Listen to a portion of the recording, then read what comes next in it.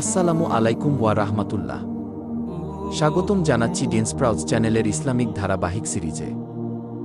আজ আমরা শুরু করছি সেই পবিত্র ইতিহাস, বিশ্বনবী খাতামুন আম্বিয়া বা হজরত মুহাম্মদ সাল্লাল্লাহু আলাইহি ওয়াসাল্লামের জীবনী। এটি হচ্ছে আমাদের তৃতীয় পর্ব, যেখানে জানব রাসূল সাল্লাল্লাহু আলাইহি ওয়াসাল্লামের জন্মের অলৌকিক প্রেক্ষাপট এবং ইতিহাসের গুরুত্বপূর্ণ ঘটনা।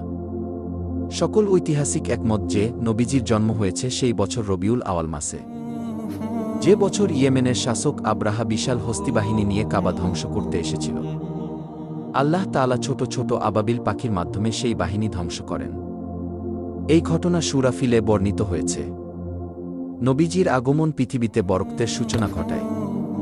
তার জন্মঘরটি পরবর্তীতে হাজ্জাজ ইবনে ইউসুফের ভাই মুহাম্মদ ইবনে ইউসুফের অধীনে চলে যায়। কিছু ঐতিহাসিক বলেন এই ঘটনা ঘটেছিল খ্রিস্টাব্দ ৫৭১ সালের ২০ এপ্রিল, অর্থাৎ ঈসা আলাইহিস সালামের জন্মের প্রায় ৫৭১ বছর পর।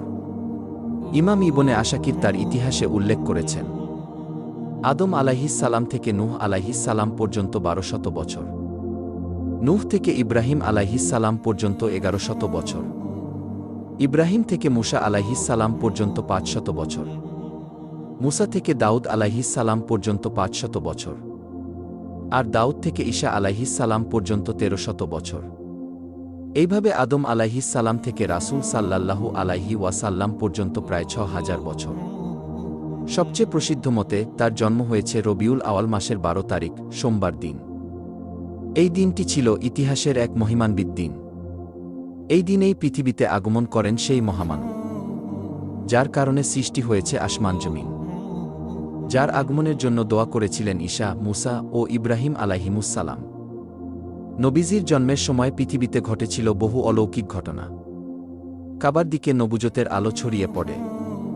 পারস্যের রাজপ্রাসাদে ভূমিকম্পে ১৪ মিনার ধসে পড়ে।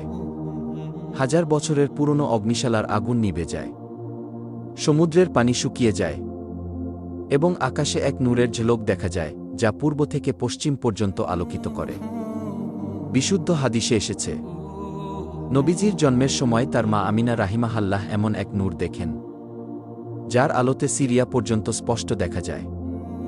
রাসূলুল্লাহ সাল্লাল্লাহু আলাইহি ওয়াসাল্লাম জন্মগ্রহণ করেন। হাতের উপর ভর দিয়ে বসেন এবং এক মুঠো মাটি হাতে তুলে আকাশের দিকে তাকান।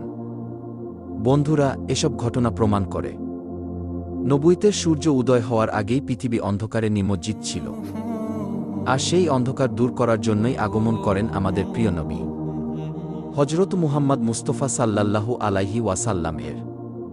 চলুন আমরা সবাই তার সিরাত বা জীবনী থেকে শিক্ষা নিই, আর তার জীবনাদর্শ অনুসরণ করে নিজেদের জীবন গড়ে তুলি। ইনশাআল্লাহ আগামী চতুর্থ পর্বে আমরা জানব নবীজির পিতা হজরত আবদুল্লাহ রাহিমাহুল্লাহের ইন্তেকালের হৃদয়বিদারক কাহিনী। এই ঘটনা আমাদের চোখে এনে দেয় অশ্রু আর হৃদয়ে জাগায় গভীর অনুভব। ভিডিওটি ভালো লাগলে এখনই সাবস্ক্রাইব করুন ইসলাম প্রচারের এই ক্ষুদ্র প্রয়াস ডেন্সপ্রাউজ কে। ভিডিওটি শেয়ার করুন বন্ধুদের সাথে এবং বেল আইকনটি বাজাতে ভুলবেন না।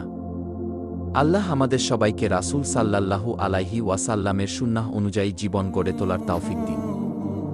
আসসালামু আলাইকুম ওয়া রাহমাতুল্লাহ।